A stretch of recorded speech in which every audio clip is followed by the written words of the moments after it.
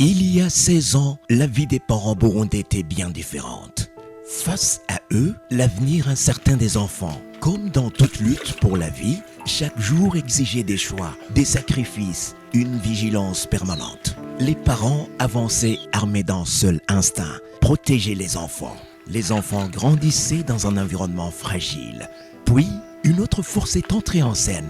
Help Chat, avec son programme CCCD, développement communautaire centré sur l'enfant, mis en œuvre par ses partenaires FECABO, Abutaganzwa, RCBIF, Akibago et Help Channel à Mugwi pour garantir un avenir sûr aux enfants. Jewe nitwa Nkunzimana Alexandrine, nkaba ku mutumba wa Muriza agacimbiri Nyakiga, ngaha aye mu kigwati c'amahoro. Nkaba mfise abana batatu. Harimwo n'umwana yiga muri materinere ngaha Inyakiga mu kigo c'irerero rusange. Ishirahamwe Fasha Umwana bifatanije na FECAB. Ubu barasize mu bitanga mu bakorera bushake. Uruhara rw'iwacu nuko tugenda tukaza guteka nk'ubuyi abana bafungura iyo bari kuri iryo shure, kandi kugira ngo ibeho twaratanze amaboko. Ni ukuvuga yuko twarashomvye amatafari, twaratanze ibiti vy'ibikwa, hanyuma ishirahamwe Fasha Umwana naryo rifatanije na FECAB babandanya baduza impome. Intambamyi zari zihari z'abana bose ntibaronka aho biga. Ni ukuvuga dufatiye mu kibano, abavyeyi bafata urugendo bagiye kubaronderera aho batangura kwiga mu yandi mashuri, nayo ntiyari yegereye ngaha hafi. Hariho abatashobora kuronka ibibanza, abadashoboye kuronka ibibanza baca babagumiza muhira. Ngaha ku ishuri naho nta mashure, nta masomero twari dufise.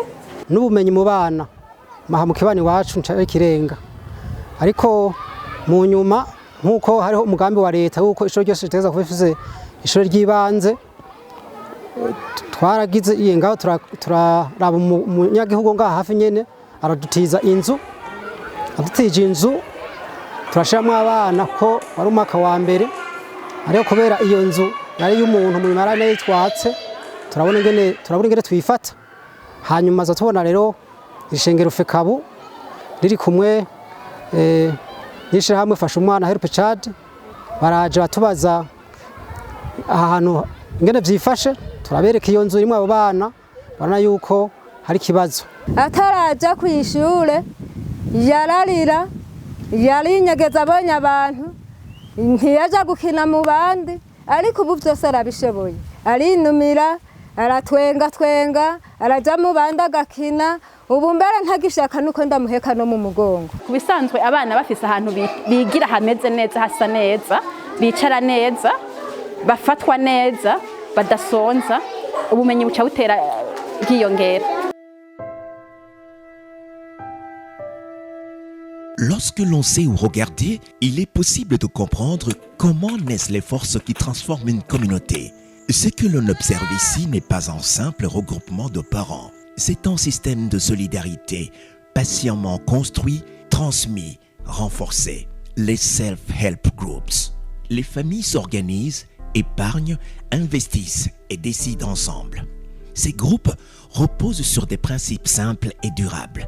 La confiance, l'entraide et la responsabilité collective. Grâce aux self-help groups, les ménages renforcent leur autonomie économique.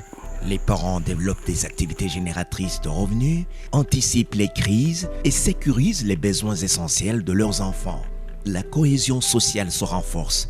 Les décisions ne sont plus individuelles, elles deviennent collectives. Les risques sont partagés, les solutions aussi. Au cœur de ces groupes, des biens communautaires prennent forme, du cheptel communautaire, des cartes d'assurance maladie, des investissements collectifs. Autant de mécanismes qui, directement ou indirectement, protègent les enfants en facilitant l'accès aux soins, en stabilisant les revenus familiaux et en renforçant la résilience des foyers face aux chocs économiques et climatiques. Ici, la solidarité devient une force structurante, une force capable de transformer la survie en stabilité. Janumva ngaha ku mutumba wa Kivoga njya numva ngo hajya ngo hari ishirahamwe mbere narikengera no kubashikira narigeze kuza nsanga bari ngaha ndasubira inyuma wamengo nta jambo mfise novuga ndashika ngaha baca baravuga yuko ngo ari ishirahamwe fasha umwana hanyuma baravuga yuko hariho ibintu bagiye kuduhindurira buraca baragaruka turaza baravuga bati aha tugiye kuja hamwe dukorere hamwe hanyuma turonke amafaranga tuguranane ndavuga nti jewe nimba ari ryashira hamwe rimwe risaba bya bice 10% sinzobamwo kuko no hava mfungwa sinitworonka ingene tuyariha batekaye mpore antazongana gutyo eka bigwanya bintera ubwoba mugabo abariko baratwigisha bagwanya batuba hafi bati ingo dukwire abantu 200 tuzobereka ingene bigenda uwo mugumaze kugira umugambi waciye ugura impene twararavye kubw'ubuzima bw'umugwi tubonye n'abana ingene bagwaragurika abana baragwaragurika abakuze bakagwaragurika tugize ati tumaze tugure kamu ubwa mbere na mbere izo mpene n'iz'umugwi ntiturashobora kuzigabura mugabo n'iz'umugwi kugira ngo abanywanyi babe bararonka amase harabayeho gushiraho imigwi yo kuziganya no kuguranana iyo migwi yarakoze ariko gato yuko ntiyabayeho baraba abantu bababana mu buryo kandi begeranye bazinanye iyo migwi rero twarakoze turatera imbere iraba imigwi myinshi niho haca habaho uburyo bwo gusuzuma imigwi imaze gutera imbere no kuvuga kwisununura mu by'uburyo isumbi yindi imigambi icigira icyo twita iyi mpuzamigwi yaharanira iterambere aribyo by'ibimona turimo ngaha no mu bikorwa abarongozi barongoye mpuzamigwi hamwe n'intwaro igendanire ni myiza cyane tubona ko iyo tugiye hamwe harabaho kuvugana ku bijyanye n'iterambere mu kubaka amashuri tukavugana muri ibyo bikorwa nyine ari amatafari tugashobora kuyashomba dufatikanije n'abanyamigwi hari ishure ry'ibanze rya materinere riri ahakuno mutumba nyene aho ririko rirubakwa twagiye hamwe turashobora kuza gushomba amatafari turi kumwe na mpuzamigwi no guharura amabarabara tuja hamwe tukabyiga tukavugana kugira ngo duharure amabarabara abana baje kwishure bacanu heza na rigini wacu inzoka zigwiriye usanga mu mayira hari inzoka mu gihe rero haruwe ngo hakogwe ejo tubona ko umwana yohava agira ingorane. La vie dans toute son incroyable diversité a forcément commencé quelque part. Et pour qu'elle apparaisse, il a fallu une combinaison rare de conditions essentielles. De l'eau pour nourrir, de la lumière pour guider et un équilibre précis pour permettre la croissance. Dans les communautés burundaises, le plan intégré participatif repose sur la même logique, créer les conditions nécessaires pour que les familles puissent se développer durablement. Avec le PIP, les ménages prennent le temps d'observer, de planifier et de décider. Les ressources naturelles sont gérées avec plus de soin. La terre, l'eau et les écosystèmes sont préservés aujourd'hui et pour demain. Ici, le développement n'est pas imposé. Il est pensé, partagé et construit par les familles elles-mêmes. Imbere yuko tuja mu mugambi wa Pipe Mboniyongana bo twararuha bimwe biteye ubwoba kandi tuko turarima nk'ikintu cerekeye kuri kurima ntibisigura ko ntitwatunganya isi neza. Baratwigishije ukungene dutunganya neza amatongo y'iwacu, amatongo tukayacamwo imikobeko kugira dukingire inkukura iza gutwara ifumbire mu myonga. Baratwigisha ibijanye no gutera ibiti bibana n'indimo. Baratwigisha ibijanye no kororera ibitungwa mu kiraro. Uko nabikora ubwa mbere naravyihendako kuko ubu hariho butandukane. Ubu ndaronka ubwatsi ngaburira ibitungwa ntarinze kuzijana mu ishamba. Ubu ibitungwa vyanje birarira ku mbuga bitarinze kuyerera nkuko byahora bimeze. Iyo ndavye rero munsi y'urugo ndabona ko wa mwana ashobora gushikirwa. Nk'ubu kuri Nyabarega yiwanje umwana ndamutumye yagenda nyaruka avuga ati jewe papa ntumya ahantu heza kuko aca asanga y'icyamwa icyo cyamwa kikamufasha hama ejo bundi turashobora kuzosarura umwimbu kandi ndabona uzoba wifashe neza kubera ibi vyigwa nakurikiranye. Hanyuma baratwigisha ukungene twiha intumbero n'ingene twashobora gushikira intumbero twihaye vyoroshe n'ukungene tuza turasuzuma yuko tukiri mu ntumbero. Naraciye imikobeko mw'itongo hanyuma ndayiterako ubwatsi bwo kugaburira ibitungwa, hanyuma ndatera ibiti bibana n'indimo, hanyuma ndatera ibitoke, narateye ibitoke, narateye amavoka, narateye amateke, narateye ibigori, narateye ibijumbu, narateye intengwa, ndimba n'amanyabarega kugira ngo ndonke ayo nzohora nshiramwo umwavu. Narubatse inzu kuko nari nihaye intumbero yuko ngomba kubaka inzu y'amatafari ahiye, hanyuma ndayisakaze amabati, hanyuma ndayisikure ndayisige.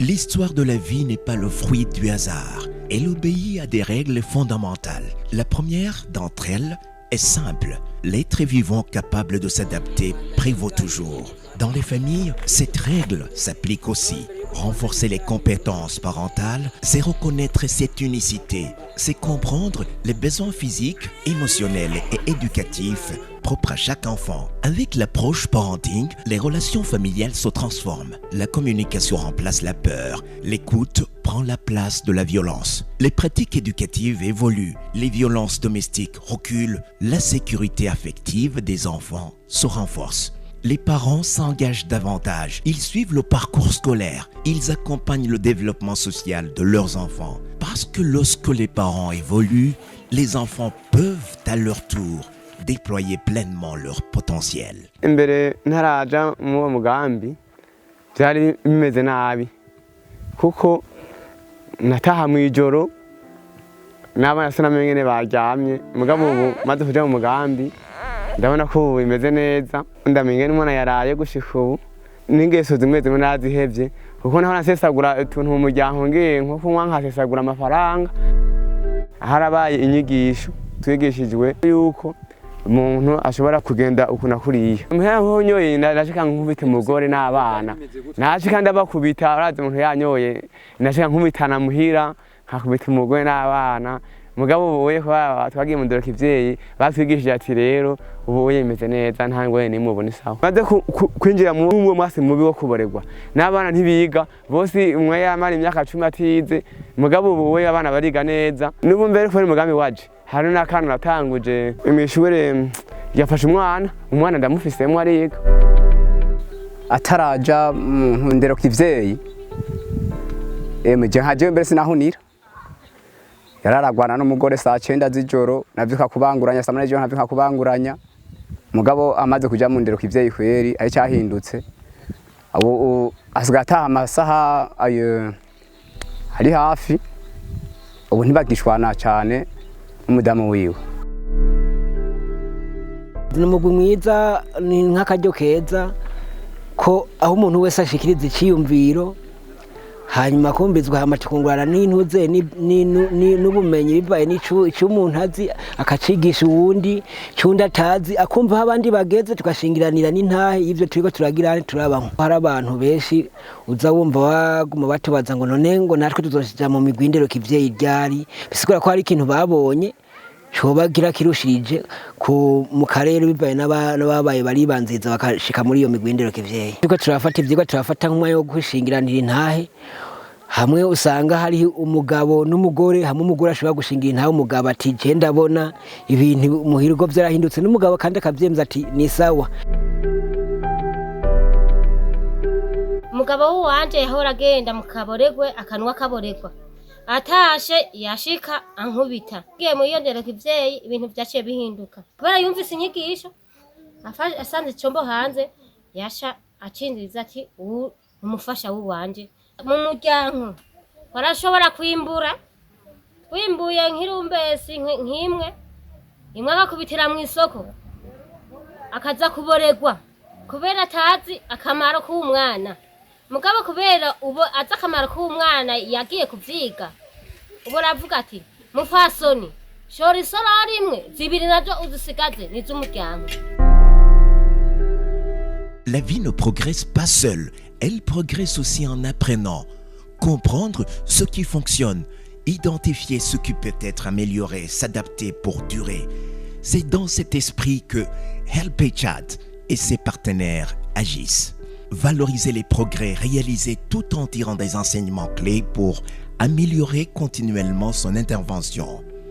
Offrir une plateforme d'expression aux familles, aux enfants et aux acteurs communautaires et démontrer, preuve à l'appui, la pertinence et l'efficacité du modèle CCCD en développement communautaire centré sur l'enfant pour garantir un avenir meilleur aux enfants. Car, comme dans l'histoire de la vie sur Terre, ce sont des systèmes capables d'évoluer ensemble qui transforment un environnement fragile en un monde habitable pour aujourd'hui et pour les générations à venir.